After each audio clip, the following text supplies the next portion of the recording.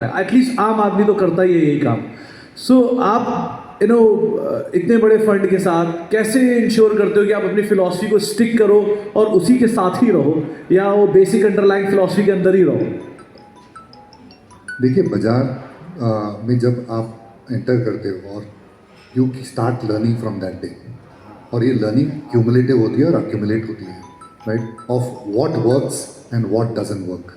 तो पहले तो अगर आप फॉर्चुनेटली हमारा एक यूनिक धंधा है कि जैसे आप एक्सपीरियंस होते हैं आपकी वैल्यू बढ़ती जाती है, क्योंकि आपके पास वो एक्सपीरियंस है. बोलते हैं ना, you can not teach a new dog old tricks, right. So being an old dog helps, क्योंकि वो cumulative experience, cumulative understanding of markets and what works in markets, it helps. So that's the first point.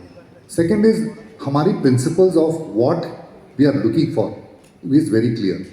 So, what kind of companies we are looking for is very clear. So, typically what we do is, we know that India is a growth opportunity. तो सबसे ज़्यादा wealth creation कहाँ होता है? मोतीलाल जी वो लोग wealth creation सर्वे निकालते हैं, राइट, कि कहाँ वेल्थ बनी है. तो हमने देखा है कि सबसे ज़्यादा वेल्थ ऐसे बिजनेस में बनती है जो ग्रोथ ओरिएंटेड, और इंडिया में आपको लाभ लेना है ये ग्रोथ का. जो मैं कह रहा हूँ कि 10 साल की प्रेडिक्टेबिलिटी है, अगर कोई मार्केट है तो वो इंडिया है. So first we are clear, we want to buy growth businesses. Second, we want to buy more predictable businesses, right? तो जो आप प्रिडिक्ट कर सको, आपका एक अनुमान हो सकता है कि ये धंधा ये 3 साल में इस तरह ग्रो करेगा और मेरी प्रिडिक्टेबिलिटी इसमें ज़्यादा है. मैं आपको एक एग्जांपल दे देता हूँ. I don't think I can predict steel prices for the next 3 years. वो बहुत डिफिकल्ट हो जाता है क्योंकि इतने ग्लोबल फैक्टर्स लगते हैं. But I can predict what a telecom company can do in 3 years.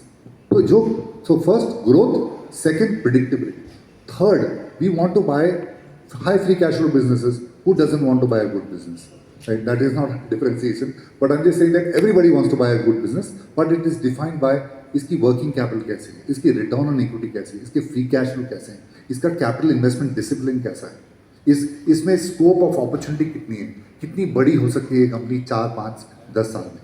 And lastly most important, ये क्या प्राइस दे रहे हैं. देखिए, एज फंड मैनेजर्स मुझे पूछते हैं what is your job. As a fund manager 2 चीज़ें इंपॉर्टेंट हैं. आप बड़ा पैसा कब बनाते हैं? आप बड़ा पैसा बनाते हैं पहले जब आप आगे देख सकें. जो आप सोच रहे हैं वो मार्केट को कल सोचना चाहिए, right. So basically first you have the big money is made in thinking ahead of the market, right. Second, big money is made when you buy mispriced stocks, right? तो mispricing, जहाँ value है, जहाँ mispricing है, वो देखने की ज़रूरत है. सो मैं जैसे कि कह रहा हूँ, मुझे लगता है कि लीडरशिप चेंज हो रही है 1 year. That's we are looking forward, that's where the opportunity is, and you to find mispriced. मैं इसका एक एग्जांपल दे देता हूँ. 4 साल पहले लोग देयर वाज अ फिलॉसफी कि बाय ग्रेट बिजनेसेस. तो नाम लेता हूँ कंपनी का, तो it will become more clear. Asian Paints, HDFC bank, Bajaj Finance, Pidilite, सब में ये कंपनियाँ. Are this good businesses? Of course they are good businesses, but were they valued correctly? The answer is no.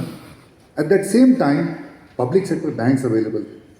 they were coming off a 10 year of writing off of bad loans.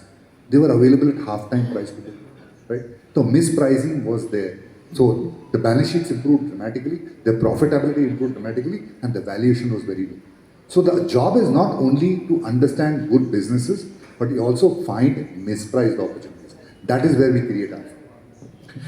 Ajay,